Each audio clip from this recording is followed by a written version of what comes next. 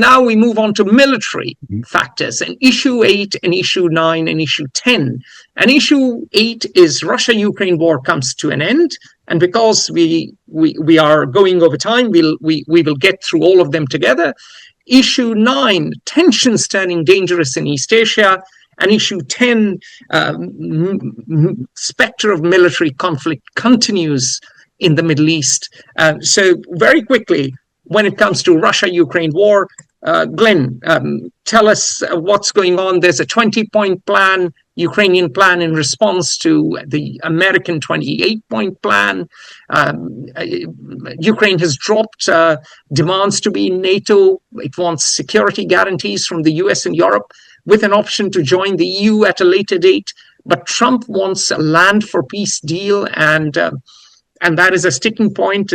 But he's most likely to force it down Zelensky's throat. Where does all of this lead to? I'm afraid you're right. Well, Donald Trump, ironically, may be a peacemaker in the sense that without sustained U.S. support, it becomes substantially more difficult for Ukraine to continue the war. They can, if Europe can marshal it, organize itself enough. But if is always the large word. So the pressures are greater than ever for a solution. Russia still is not perceived, I think, accurately. I think the strains on Russia are substantially larger than certainly Putin presents the case, understandably why he would do that. But economically and structurally, Russia is feeling the strain also quite a bit. So the likelihood of some sort of a settlement is certainly much higher. I think there would not be one, and that would not be the case if Donald Trump were not pulling American support for Ukraine away. And that does give an existential real-time choice decision that Ukraine has to work towards. So the war may come to an end, and it does look like that. It's always the case that wherever an army controls territory, political influence will then go to the country which has the army there, and that's I think largely what's shaping up. Guarantees are words. Ukraine has had them before. Many countries have had them before. It's a way to stop the fighting without paying a price by the guarantor. So it's all a dismal prospect, frankly, for Ukraine. And Russia has partially succeeded, thanks to Donald Trump, in convincing a substantial part of the world to tell itself that it will believe, whether it does or not, that there's guilt on both sides, and that Russia has some reason to make a claim other than avarice. But that's how it's shaping up. That's how it's shaping up. Over to issue East Asia, 9. Over to issue 9. Tensions turning dangerous in East Asia. So, as we speak, yesterday's headlines were all about 10 hours of live fire exercises in Justice Mission 2025. This is China's military operations. These drills came 11 days after the US approved $11 billion arms sale to Taiwan, the biggest ever Washington-Taipei deal. On December 30, which is again yesterday, we are doing it on the last day of the year, December 31st, 2025. On December 30, People's Liberation Army's Eastern Theater Command conducted a second day of large-scale Army, Naval, Air, and Rocket Force operations around Taiwan. And this is not just to the west of Taiwan, but also to the east of Taiwan, the Japan side of Taiwan. And Donald Trump's reaction at Mar-a-Lago was, I have a great relationship with Chinese President Xi Jinping. He hasn't told me anything about the drills, and nothing worries me. Of course, the Taiwanese didn't have similar software. The Taiwanese Defense Ministry said that it detected 130 Chinese military aircraft and 14 naval vessels, basically close by. Of these 130 sorties, 90 had entered Taiwan's northern, central, and southwestern and eastern air defense identification zone, which is called ADIZ or Z if you're American. This is an early warning system to detect incursions. Obviously, Taiwanese President Lai Ching-te condemned the PLA drills and accused China of undermining regional stability through military intimidation. Chinese Foreign Minister Wang Yi criticized Taiwan's independence forces, continuous provocations. I can't see, how the Taiwanese were being provocative, but hey ho, there we go. And Japan's current leadership for openly challenging China's territorial sovereignty. Of course, he slammed the US weapons sale. Now, whilst all of this is going on, remember that China-Japan tensions have been on the rise, and I have a long piece coming out on this, 3,000 plus words. You can read all about it. But in this time, the Japanese prime minister, the first prime minister who has ridden motorcycle in a rock band, she said something in Parliament in response to a question. And basically, she said that, yes, I mean, if the People's Liberation Army, the PLA, were to attack Taiwan, that might create threatening Japan's survival. And she's made overt what Japanese diplomats, intelligence officials, and military officers have said in private, and what Shinzo Abe also said, but this was after he was prime minister. So she didn't say anything new, but she said it in parliament, she said it as prime minister, and the Chinese went berserk. They've applied economic pressure, they have applied military pressure, they have threatened hell and high water, and what we are seeing is a dangerous escalation in Japan-China tensions, or China-Japan tensions, which arguably are at their highest level since World War II. So East Asia is certainly on the boil. Over to you, Glenn. What more can we expect? Well, it is a huge topic, but it's a little bit, we're having a tempest in a Beijing-made teapot here, except that the teapot might overflow and scald everybody, and then they'll drop the teapot, everything will break, and we'll all die.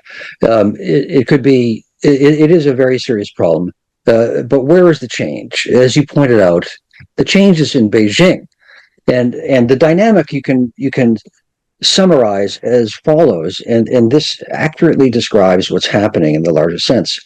China becomes more aggressive, other countries respond, and China denounces them for becoming hostile. Well, that's really the reverse of where the driver is. The driver is in Beijing, and the crisis is not a new one. It's that there are irreconcilable conceptions of what Taiwan should be, and how states should conduct themselves in international waters. And that's it. China has quite explicitly, consciously played the nationalist card and the anti-Japanese card whenever it needs to rally support. And there's strong evidence, I think we can just say that we know, that Chinese leaders periodically have become alarmed themselves that they have created a monster that, which is nationalism, that spins beyond their control, even pressuring them to take measures that they don't want to take. Independent of that, Xi Jinping has made a central tenet of his emperorship that he will absorb Taiwan back into China. And he has progressively provided the means for China to do that and increase the pressure. It's not just that China is attacking the Japanese prime minister. It's the same dynamic that China has used since 1949, but in particular since 2012 when Xi Jinping became premier, that if you are an assistant professor in a small university someplace in the west of Australia or in Western Massachusetts, and you say something that is not in conformity with the Chinese official line, they will come after you and try to destroy you. And this is what's happening with the new prime minister. This is a crisis of Beijing's making, which is not to say that it is not a real crisis. All right, finally, the specter of issue 10, the specter of Middle East, the specter of military conflict in the Middle East continues. Glenn, I mean, what could go wrong? Israel is dominant. The war in Gaza is over. Israel has the Golan Heights. They've destroyed the Syrian Air Force, the Syrian Navy, the Syrian army. Iran has demonstrations on its streets. What could possibly go wrong in 2026? Well, I think I would frame it that what is likely to happen is there are tectonic shifts underway, structural shifts in alliances. I don't see it as particularly likely that there would be large-scale military events, because, as you say, Israel has no particular threat really now, other than arguably the encroaching interests and activities of an expansionist Turkey. But the change since Glenn, the Ottomans are back. The Ottomans are back. Right. It took them a century, but they are back now. That is true. Israel has